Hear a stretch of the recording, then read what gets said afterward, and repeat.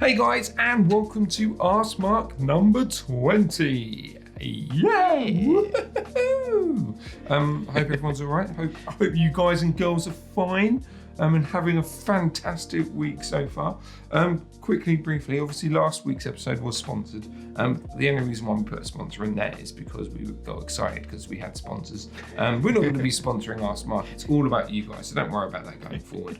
But we just wanted to add it into that episode. Anyway, hello Mark. How the devil are you today?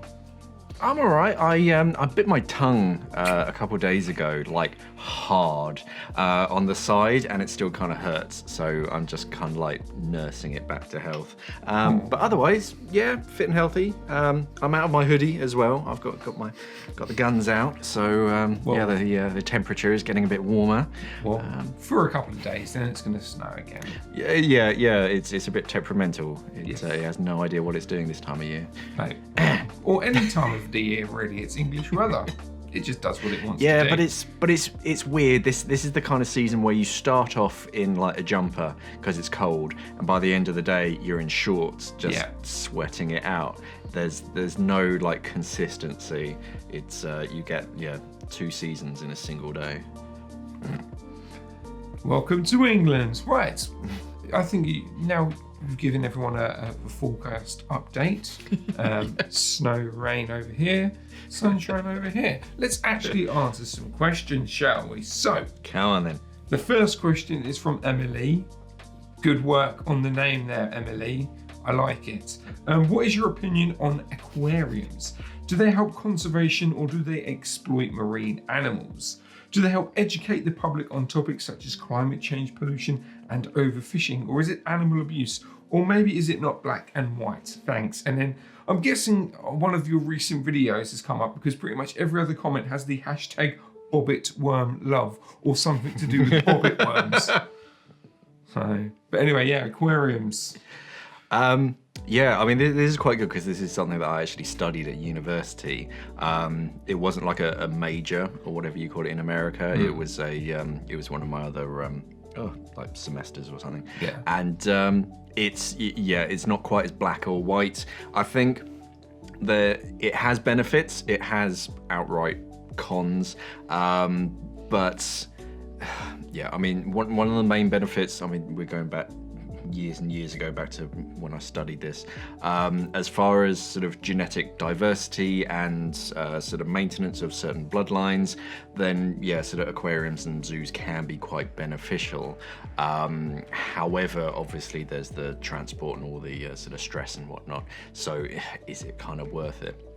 As far as education, yeah, it is a benefit because people can physically see these animals a bit more accessible than literally learning to scuba dive and going to wherever they are and sort of seeing them in the water. So it does help to educate most of the general population. However, is it worth it? I personally don't really think so. I think you can get those same kind of emotions without ruining an entire animal's life by keeping it in captivity.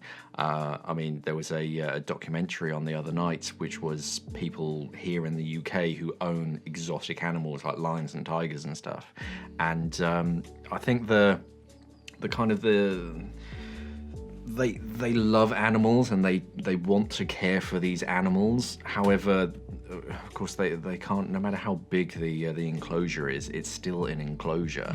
So it is a tough topic, and going forwards it probably is better to almost, it's hard because in an ideal world, you keep those bloodlines so that if something did happen, you have this kind of genetic backup that you can sort of use to help that species kind of get back up to a responsible level. However, what's the cost? The cost is taking that animal out of sort of the natural environment, and the work that goes into catching it, is that really sort of morally and ecologically worth it? There's also a sense of you're kind of creating that demand, which is why people are poaching and catching these animals to sell sort of as exotic animals. And yeah, if there's demand for something, then yeah, people are going to go out and do it. So yeah, it's not a blanket.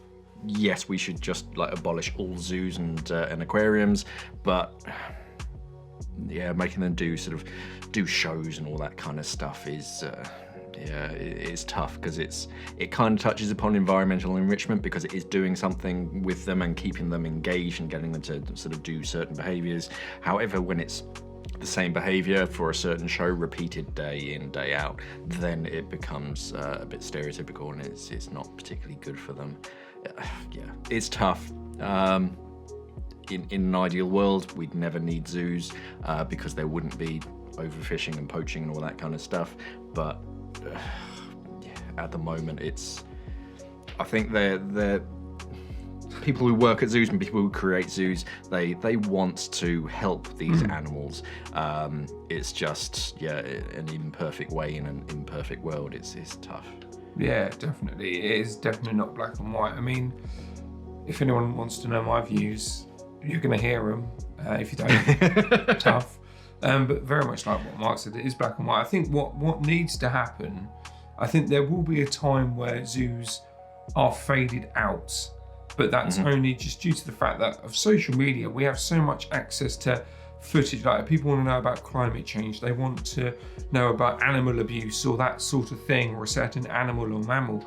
It's all online, so where you have that shock value. But I think there's always going to be an importance of zoos, but I'm saying zoos in importance as conservation. I think the existing zoos in, I don't know, it's not going to happen overnight, I don't know, maybe 100 years time, they're not zoos, they're known as conservation. So like, I like to go to, when I go to Vancouver, Canada, I go to the aquarium there.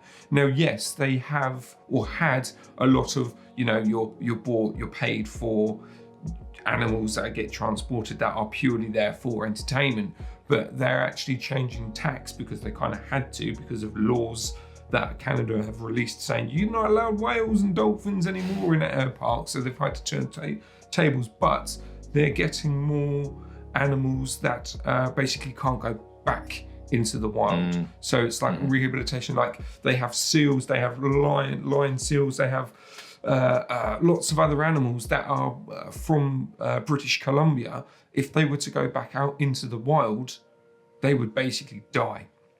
And basically, so there is, I think a zoo should really turn into a conservation company, but where you are in the world, that zoo is, or that conservation in where you are in the world. So like Vancouver, BC, that zoo, that conservation area should only deal with the animals that are in that area. They're not going to export penguins, they're not going to have polar bears. That sort of thing's gonna change. Hopefully, I think that's going forward, which also means, like you were saying, bloodlines, there's a potential there for bloodlines to still stay strong in an essence, if it's seen more as a conservation. And you can still have people visit the zoos or the conservation areas, but you're not, it's almost like they're not there to do a show. Like when last time I went to Vancouver, they had walruses, but the walrus show, they weren't doing any trick. Literally the people that were looking after the walruses were saying about facts about the walrus, where they come from, how these walruses got to Vancouver Aquarium, which is educational as well. So it isn't black and white. I mean, I personally cannot stand zoos. Last time I went to London Zoo, I got very angry with people, but as well as with the animals behind there. Mark knows that story, but we're not going to mention that online. It isn't black and white, is it, Mark? It's tricky. I can argue both sides. At the end of the day, it's a matter of do the benefits outweigh the costs. At the moment, it's kind of tilting back towards, okay, it's ending up sort of too much of an ecological cost. So as Shaun says, I think we're going to start to see almost a culture shift, almost away from zoos and more into the kind of, okay, we're rehabilitating these animals. So here's Tony the tiger. He has a broken leg or whatever, so we can't release him back to the wild. But you can kind of sort of see him, and this is what his family looks like and whatnot. Yeah. But yeah, he's not going to be doing any jumps or tricks or anything. Yeah. So yeah. Yeah. What are your opinions, guys, about zoos? Keep it civil. Don't take things too offensively. Everyone has their own opinion on things, but we'd love to hear your thoughts in the comments below. Maybe that can be a future video. So the next question 2, is from Ridder Tommy 28. He says, "Hi Mark, in general, how important or useful is the air integration feature on dive computers compared to checking my manometer?" Now I want to call manometer. Yeah, pressure gauge. Pressure gauge. Cool. Not like there's a man.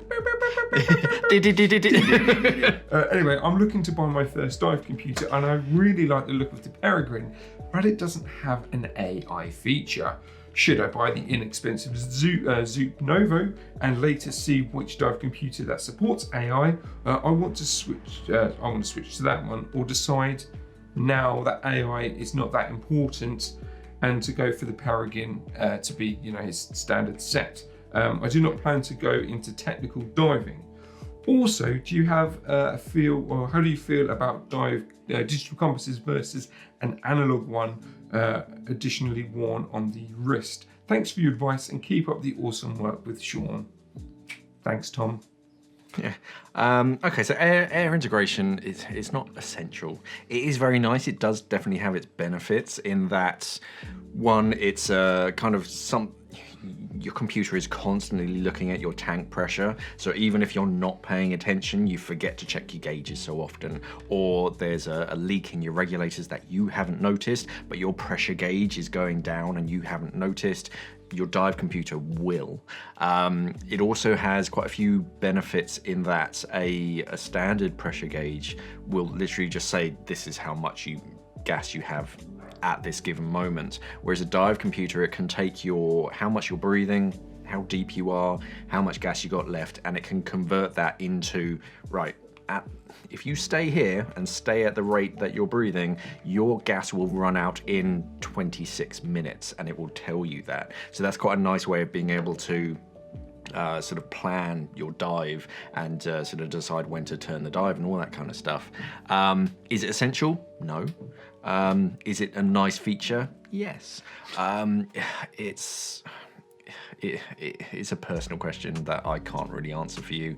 I do have air integrated dive computers. I have used air integrated dive computers. If I have the option to use one, I will.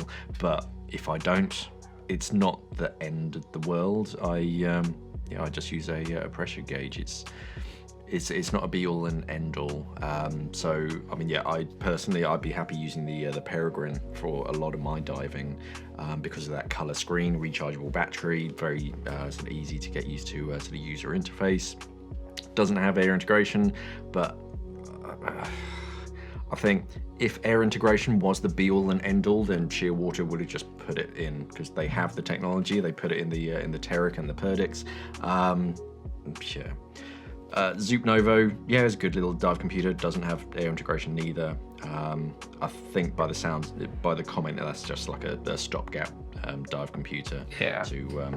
If you pay a little bit more for the Viper Novo, that does have air integration as far as I'm aware.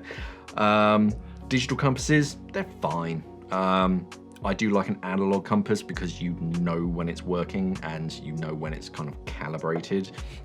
Modern dive computers with digital compasses, you have to calibrate them, which can be a little bit weird, and it's quite hard to do when you're under the water. It is nice to have it sort of all on one screen, but I usually dive with a separate. I think my Perdix has a compass, but I tend to use an analog compass like near it, not next to it, just because I'm always a little bit worried about sort of batteries and bits of metal just skewing the compass. But yeah, the digital ones, they're perfectly fine. There's nothing wrong with it. It's just I can't really be bothered to like push a couple buttons to get to that screen on my computer, basically. They're nice because you can set waypoints and yeah, they're very like visually sort of intuitive to tell you to go, oh no, go back in that direction. That's where we want to be heading. Whereas an analog one, it's very much up to you. Yeah, if you're choosing between two different computers, one that has a compass and then one that doesn't have a compass, if it's any more than what, 30-40 pounds sort of price up to get a compass, then oh no, it's worth just getting an analog one. They're not particularly expensive and they last forever. Yeah, definitely. Cool. Wicked. Hopefully that helps you out, Tommy. Tom. Yeah. Any other thoughts you guys on maybe if there's any cheaper alternatives to air integration? If you were buying your first computer and you were stumbling or you weren't too sure about AI and non-AI drive computers, let us know your thoughts to help Tom out in the comments below. Thank you very much to either Darcy or Rupert for joining in today's that's why I haven't said anything, so that you can kind of cut that out. I will cut that out. Right, so let's get on to the third question. It's from Mike Dragonpath. I really hope that's your surname, Mike, because that is awesome. So obviously, what is it? Born in Middle Earth. Yeah, like surnames come from like jobs or whatever. So I'm Johnson, so I'm the son of John. So yeah. I come from a lineage of dragon hunters, or like dragon. Yeah, wow, that's amazing. Anyway, let's actually crack on with the question. It says, "Hi, Mark and Shaun. Is there any way to easily know if a regulator and first stage are cold water rated without having to go into deep research on every single one on the manufacturer's website? For example, if I go to simplyscuba.com, there is no option to search for only core cold water rated equipment." Wow, that's actually a pretty cool question. Yeah, not yet. That is something that we're working on. It's just the IT boys and girls, people who are far better with websites and computers than I am, are trying to work that out. To do it digitally, like to physically like Google something and sort of search for things. No, I mean a lot of the manufacturers' web pages will kind of mention it. I think most regulators nowadays are cold water rated. It's only when you get to very few select regulators that are not cold water rated, but those ones will usually have to state it somewhere, especially on the regulator itself, especially on the box, and usually on the product description, where they'll have like EN250 sort of above 10 degrees Celsius, because that's what they define as cold water, is 10 degrees C, and below obviously. But no, if you look at the regulator and you actually have it, they'll usually have EN250 stamped into them. If it's not cold water rated, it will have EN250 higher than 10 degrees Celsius. But on websites, no, most regulators are going to be cold water rated though. It's just technology and the designs have gotten to a point where it's just not easy, but most can come up with a cold water rated design. It's just putting in like extra little tweaks and little features on it. But no, digitally, as I said, that's something that we are working on. We've got a comparison feature thing that we're working on. We just got to get it to work on all sorts of different desktops and different machines. That will be sort of coming soon. But yeah, as far as regulators, most of them are cold water rated, to be honest. Some are going to be better cold rated. If they mention sort of cold water performance or something, then you should be fine. But it's probably going to be cold water rated unless it mentions not cold water rated, if that makes sense. I get you. I think most regulators are. Cool. There we go. Hopefully that helps you out. And watch this space. We're going to steal your idea and put it on our website. Thanks. Don't get your dragons on us. I don't want to get that burnt as a crisp. So I'm not going outside. Why not? There's a dragon behind the front door. Anyway, the next question is from Jay. Hi Jay, he says, hi guys, great show, keep up the good work. Thank you very much.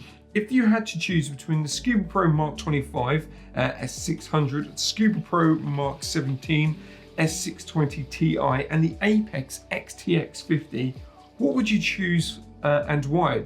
No bias please, Mark, just the facts. What? No, these are actually two of my favorite brands, so it's not really an issue. So Scubapro Mark 25 S600 and the Mark 17 S620. They're both different. I mean, they're all good regulators, basically. Pros for the Mark 25 is that it's a 5-port swivel turret, and it's their like highest performing regulator. So that'll be good for all sorts of diving because you can get all sorts of different hose routing options and choices.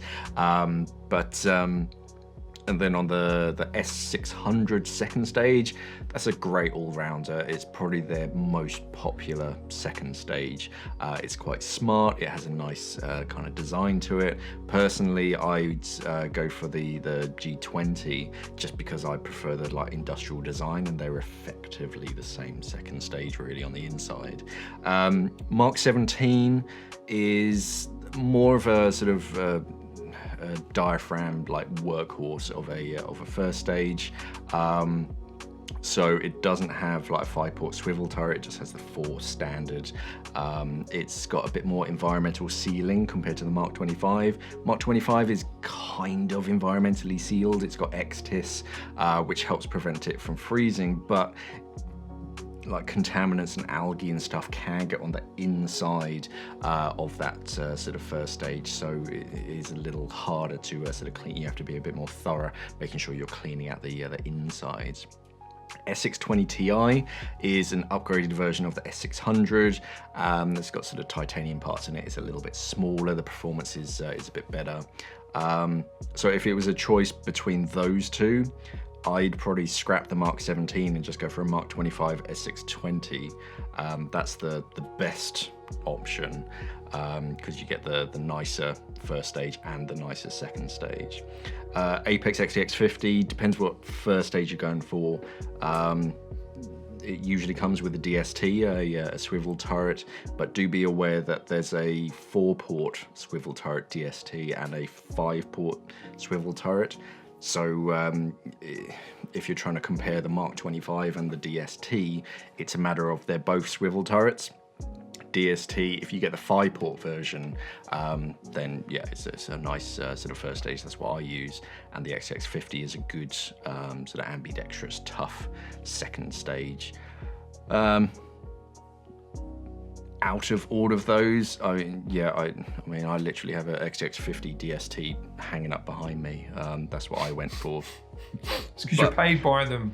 But I'd be perfectly happy diving with a Scubapro Mark 25 with either a S600 or a S620.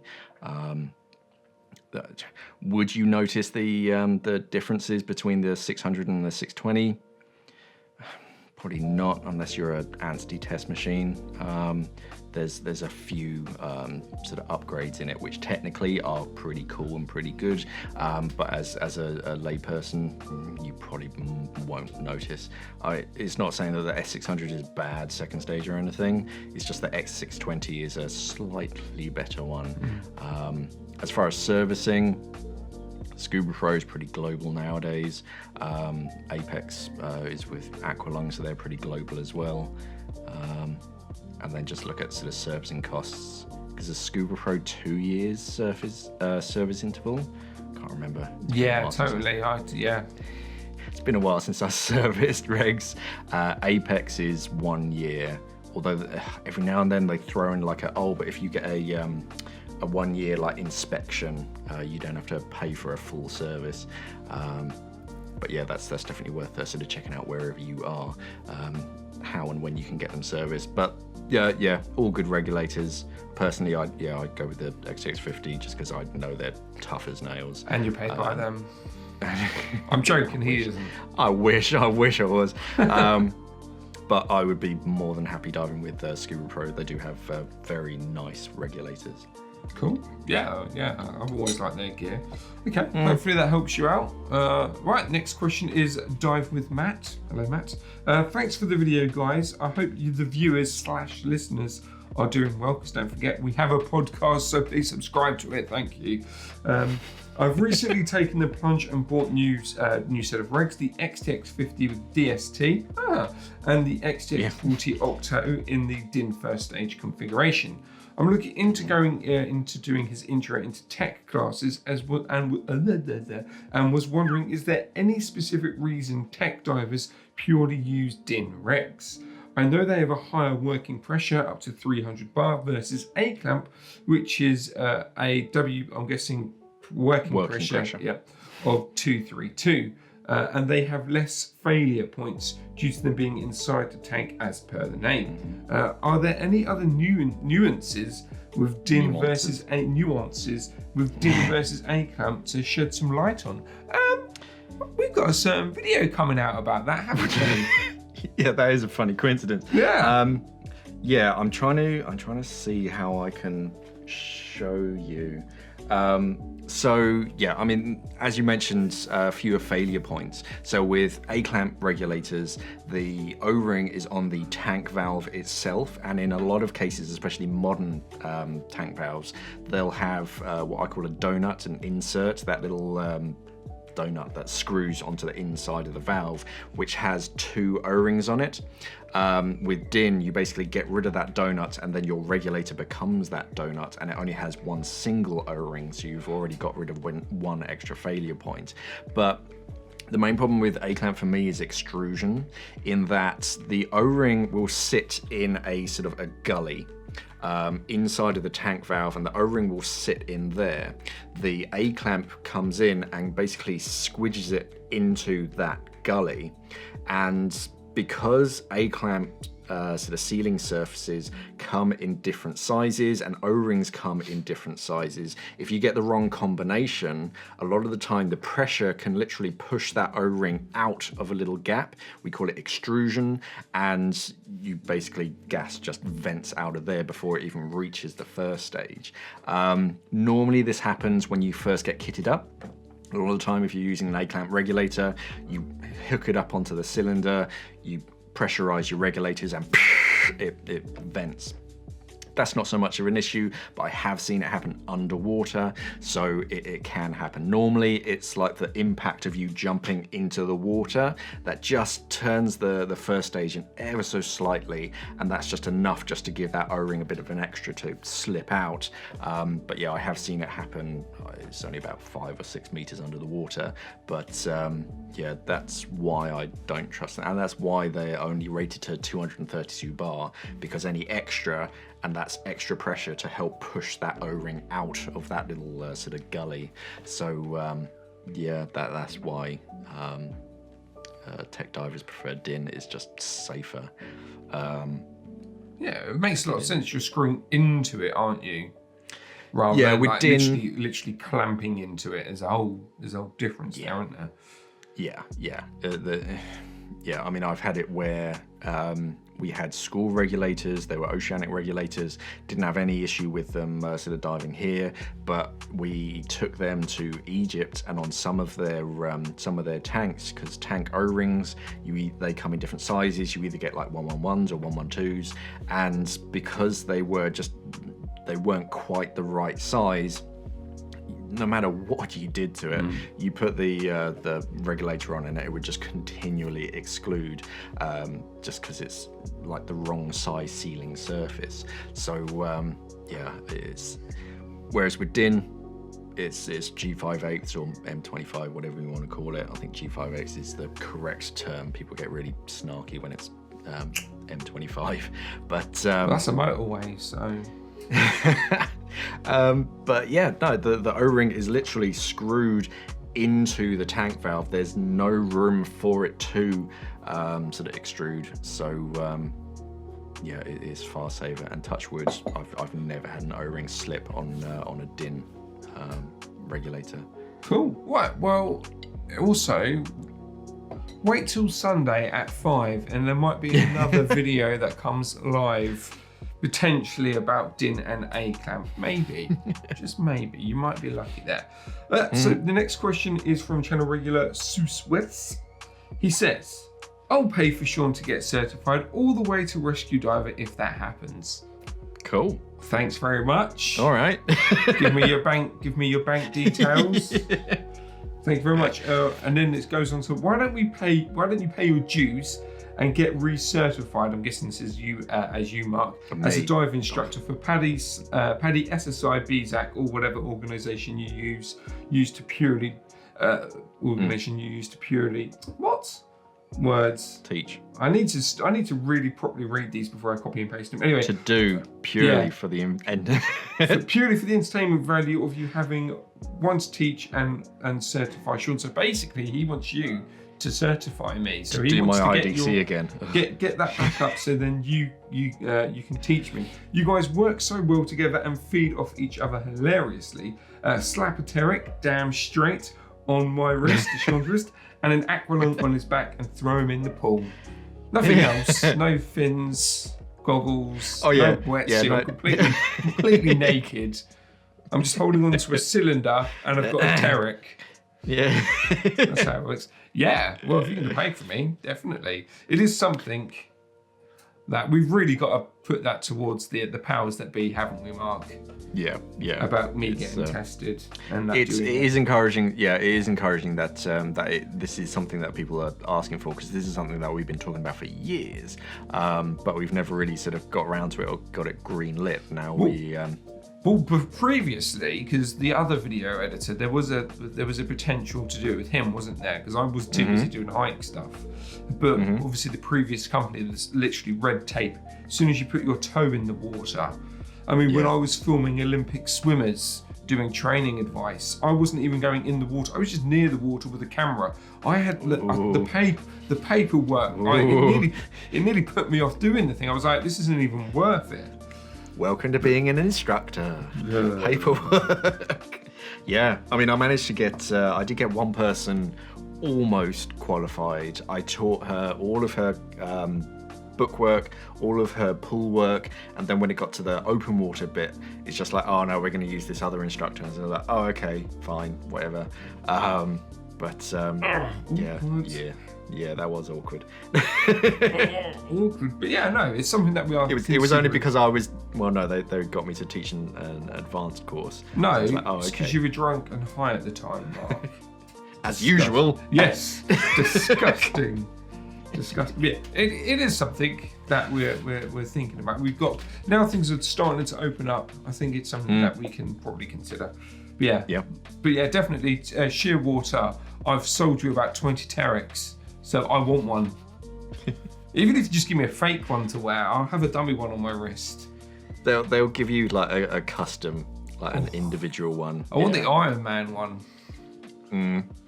Also, the golden red one. You just give me yours. I could do, but I quite like where it is. No, how dare you? No. I want it. Right, okay, let's swiftly move on. Let's actually. So this one is from Darren Brewer. Now, Darren didn't actually put the hashtag askmark on there, but I thought it was such a good question that in general that I'd throw it into the show. So he says, hi guys, I really suffer with cold feet as a result from chemotherapy. My hands and body are fine, but when I'm looking into heated socks, I can't really find much. Vests and gloves, yes, but socks, no. Any ideas? I have Hot Foot Pro socks, but still not comfortable, and I don't like the idea of a battery, and I can't remove the inside of a dry suit that could flood. So yeah. And any issues with that? Any thoughts there, Mark? There are socks out there that work with the like a Santi connection that it's not EO on the inside, is it? But they do exist. They're not huge though. I haven't seen that many. I'm trying to think of sort of alternates for you, but there isn't a great deal. And a lot of the like fully heated undersuits, the heating elements, they'll they'll usually be on the back. You'll always have like heating elements on the back. Some will have them on the front as well, and also they tend to go down to like the front of your thighs, because that's quite sort of high blood flow areas, so it's important to keep them sort of warm. But they don't tend to go down too far beyond that. I don't know of any like obvious issues other than sort of decompression considerations, making sure that the blood flow and the temperature remain as stable as possible, so you don't get like decompression issues when it switches off. But they do exist. I don't think they're a particularly big thing, and I don't honestly know why, because yeah, it is a thing. People do get cold feet, especially in dry suits. I don't know. Gap in the market. Come on, people. Let's get on it. Yeah, do it. Do it right now. I do remember seeing one, and I do remember reading that it was compatible with the Santi internal, like external battery, internal heated undersuit, and yeah, you just connect it sort of onto that. You just have wires coming up your legs, but yeah, it wasn't a well-known brand. I think it was just something I saw on one of the dive forums. Just went, huh, yeah, that's quite interesting, but never really sort of thought much of it. But no, thinking about it, yeah, all the heated undersuit systems, you get like vests, you can find gloves, obviously, you can get full-on suits, but no, it very rarely goes down towards your socks. Don't know. If there is huge demand for it, then yeah, I imagine one of the manufacturers would have jumped on it. But hey, maybe it is a gap in the market. So yeah, if you're listening and you know how to make heated elements and socks, do it. Yeah, I mean, I could throw my 2 cents in there. For now, you could look at merino liners potentially.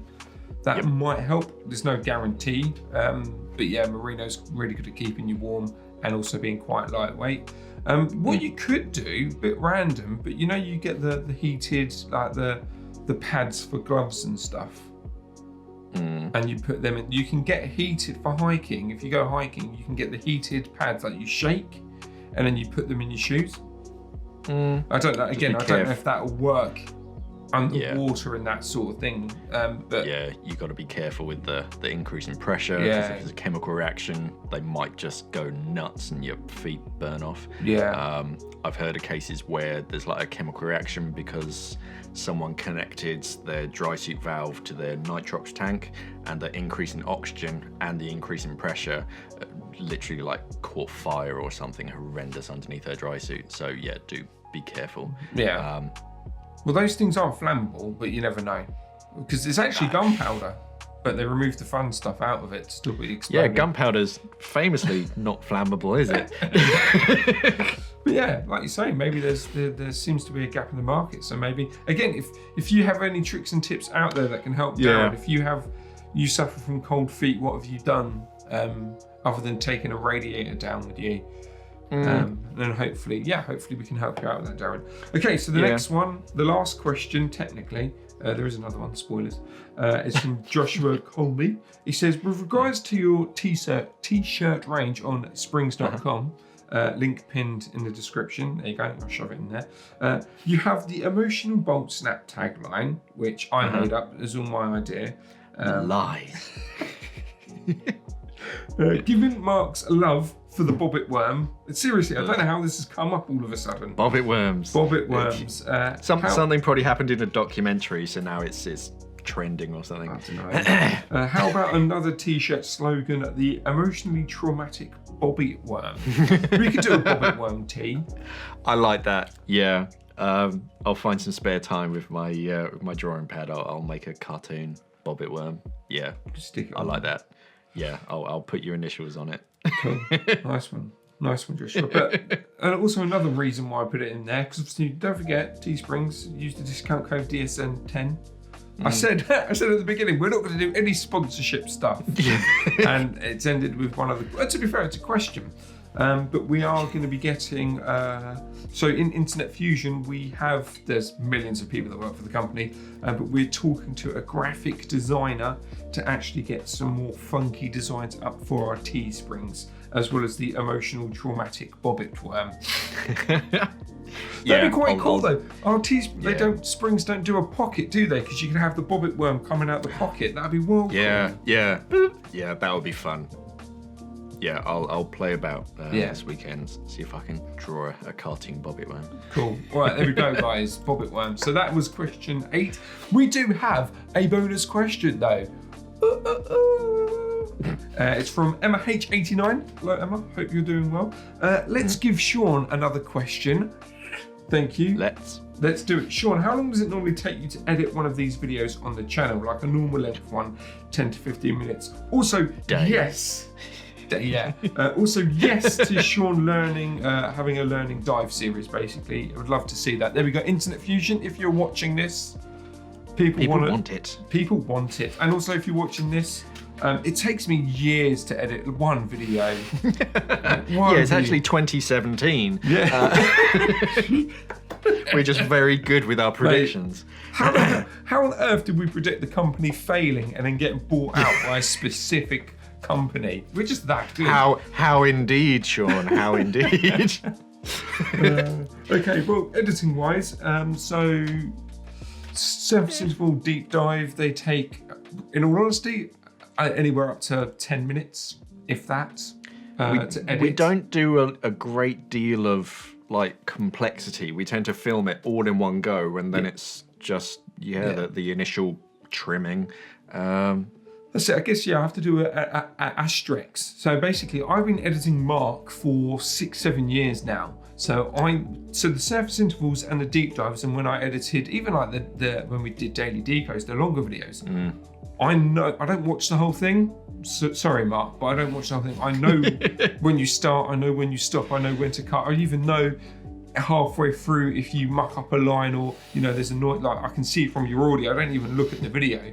9 times out of 10, I just look at the audio and I cut and I splice it together. But the standard videos you're looking at, about 10 minutes max. What takes the time is the rendering and the uploading. The rendering into 4K takes forever.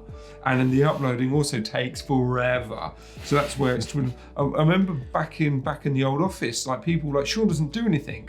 I'm like he's just sat there twiddling his thumbs. Like I physically can't do anything. My computer is doing about 1,000,001 things. If I touch it, it will probably cancel it all. That was fun. Having to, Shaun, what are you doing? I'm actually working, but I'm just waiting for this thing to upload. Or this thing's rendering and I can't really use my computer at this moment. But daily scuba newses, they take a couple of minutes. This sounds like I'm bragging, but again, Internet Fusion takes me years. Takes me years to do it. I think the longest video I edit is the dive briefs, but that's because it has that comic transition. Yeah, it has lots of little clips that just splice together and the transition in the middle of each other. I love, and hopefully further down the line when we get a studio where we can reanalyze what we're doing, I'd love to get nicer shots. I mean, Mark uses what do you call them, sexies, the sexy shots in the product videos. Get that sort of thing back in, well not back in, but actually put in, but where it matches with what we're doing. But again, that won't take it won't take that long. It's personal preference, really. I think a lot of sort of internet videos, the ones that we do, there's not a great deal of complexity behind the scenes. There's no for this askmark, but we hit record, and then half an hour, 50 minutes later, we hit stop, and that's it. There's very little snipping in the middle.